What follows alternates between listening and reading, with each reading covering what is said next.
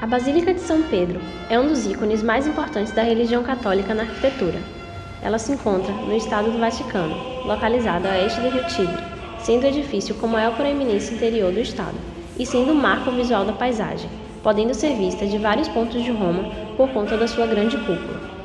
Ela fica situada numa praça com o mesmo nome, a Praça de São Pedro, por onde é dada a sua principal entrada a leste. Todos os anos, milhares de turistas, mais comumente fiéis da religião católica, visitam a Basílica, que atrai tanto pelos aspectos religiosos quanto pelos aspectos estéticos, arquitetônicos e históricos. Sua construção se deu entre os anos de 1506 e 1626, e diversos arquitetos foram responsáveis pela edificação. A Basílica é considerada como uma arquitetura renascentista e barroca, por seu estilo dominante. Ela é uma das 4 basílicas patriarcais de Roma, mas, por conta das suas dimensões, a proximidade com a residência papal e o local onde está situada, a maioria das cerimônias do Papa são realizadas nela. Ela é, então, a principal igreja do Vaticano. Possui muitas funções litúrgicas e uma grande quantidade de associações históricas. Por isso ela é famosa por ser um grande local de peregrinação, sendo uma das 7 igrejas de peregrinação de Roma, conhecidas por todo o mundo. O Vaticano era uma área desabitada ao lado do rio Tibre, em Roma, e depois do grande incêndio de Roma, no ano de 64 d.C., passou a ser local de martírio dos católicos, pois era o provável lugar de crucificação de São Pedro. A basílica original foi construída no local do túmulo do apóstolo, a mando do imperador Constantino, e manteve-se em pé até o século XVI, quando foi derrubada para a construção de uma nova basílica, após perder valor na Idade Média. A nova basílica, assim como a construção de todo o Vaticano, tinha o intuito de trazer de volta a grandiosidade da Igreja Católica. O projeto original foi de Donato Bramante, que projetou uma forma de cruz grega que começou a ser construída em 1506. Contudo, em 1514, o projeto foi modificado depois da morte do arquiteto, passando para as mãos de Rafael, Fra Giocondo e Giuliano de Sangallo. Os arquitetos formaram uma comissão que reformulou o projeto em forma de cruz latina, com 3 naves, sendo que no cruzeiro existiria uma cúpula que, localizada sobre o altar, se alinharia com a sepultura do apóstolo São Pedro. Em 1527, quando a chefia da obra passou para Antônio da Sangallo, o projeto voltou à forma de cruz grega e foi seguido por Michelangelo, que assumiu o projeto em 1546. Michelangelo foi responsável por grandes e importantes alterações no projeto, e quando morreu, em 1564, deixou a obra quase finalizada. Foi responsável por romper com o projeto de Bramante e impor uma concepção maneirista. O arquiteto projetou uma fachada de colunas coroadas por um átrio. Reforçou o sistema estrutural da cúpula, criando colunas mais robustas, e ainda simplificou o espaço interior, transformando o projeto num deambulatório quadrado. Assim, o foco do projeto virou a cúpula, inspirada no domo da Catedral Florentina Santa Maria del Fiore, de Filippo Brunellesco. O transepto norte, projetado por Michelangelo, aumentou o deambulatório projetado por seus antecessores e acrescentou alguns altares constituídos por janelas.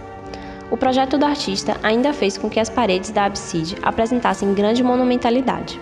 Mas, sem dúvida, a principal contribuição de Michelangelo foi a imponente cúpula. A enorme estrutura transmite leveza e harmonia, como desejado pelo arquiteto, apesar do seu peso e monumentalidade. Ela só foi concluída 24 anos depois da morte do artista, mas seu projeto foi pouco modificado. A cúpula tornou-se marco da engenharia das estruturas. De forma hemisférica, seria composta por 4 grandes arcos de 26 metros de vão e 46 metros de altura, sustentada por 4 grandes pilares ainda hoje existentes, segundo o projeto de Bramante. Sangallo aumentou a altura da cúpula em 9 metros e ainda modificou sua forma. Mas o projeto concluído seguiu o desejo de Michelangelo, que trouxe de volta a forma hemisférica e reforçou a estrutura, tornando-a mais sólida e dupla. A sua cúpula domina o horizonte de Roma, elevando-se a uma altura de cerca de 136 metros. No ano de 1624, foi dado início à construção do baldaquino, um dos locais mais impressionantes da Basílica. Trata-se de um altar papal localizado acima do túmulo de São Pedro. Construído em bronze dourado, tem quase 30 metros de altura, 4 colunas de mármore erguem-se para suportar o baldaquino, e a cruz formando um desenho exuberante, cheio de energia e movimento próprios do barroco.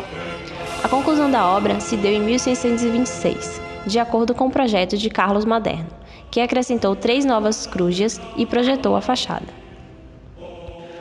Logo em sua fachada frontal, a basílica abraça o seu visitante, como se prendendo com seus 2 braços, que servem como uma abertura e um estreitamento ao mesmo tempo, levando da praça até a basílica. Por causa de suas colunatas duplas, que na maioria dos ângulos da visão humana estará aparentemente tudo entrelaçado, criando uma impressão de parede impermeável. A configuração da basílica possui diversas características do estilo barroco, além de suas próprias características peculiares. Com seus volumes dispostos de uma forma de cruz latina, seguindo o modelo clássico de criar igrejas renascentistas, sendo dos melhores exemplos desse estilo de arquitetura. Sua forma em cruz organiza sua nave, localizada no centro da cruz, onde está situado o baldaquino, altar-mor. Passando pela nave, é possível ver as 6 capelas situadas em ambos os lados da nave, que vai em direção ao altar. Em cada lado do altar, temos os transeptos, que formam os braços da cruz.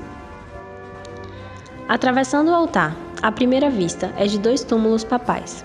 Dessa posição, em ambos os lados, temos 2 altares, e por toda a basílica temos túmulos espalhados dos papas, sendo mais notório o do primeiro papa São Pedro, abaixo do baldaquino. Ao vermos a basílica de longe em direção à entrada principal, temos a vista por meio da Via della Conciliazione, que é a principal via de acesso, e foi aberta para criar passagem mais ampla para a Praça de São Pedro. Essa alteração no entorno, feita durante o século 30, modificou substancialmente o efeito que a basílica tinha no local. No ano de 1936, a espinha do Borgi foi totalmente demolida, tirando o efeito de surpresa conquistado no projeto de Bernini no século 17. A espinha dos Borgi consistia em um tecido urbano denso e confuso. O acesso à Praça de São Pedro se dava por 2 pequenas vias, de forma que o visitante só avistava o complexo da praça ao adentrar o seu espaço. Hoje, o ambiente foi substituído por uma grande avenida cercada por edifícios modernos. A basílica permanece com o projeto original. Apenas algumas restaurações foram feitas, iniciando-se em 1954 e sendo concluída com foco total para a cúpula em dezembro de 1989. A fase final foi a restauração dos afrescos da parede, aprovada em 1994 e revelada em 11 de dezembro de 1999 pelo Papa João Paulo II. Sendo um dos pontos mais visitados do mundo e podendo abrigar cerca de 60 mil pessoas, foi classificada pela Unesco e determinada como um patrimônio mundial da humanidade. A basílica foi considerada o maior projeto arquitetônico da época em que foi construída, e até hoje continua sendo um dos monumentos mais visitados e celebrados de todo o mundo.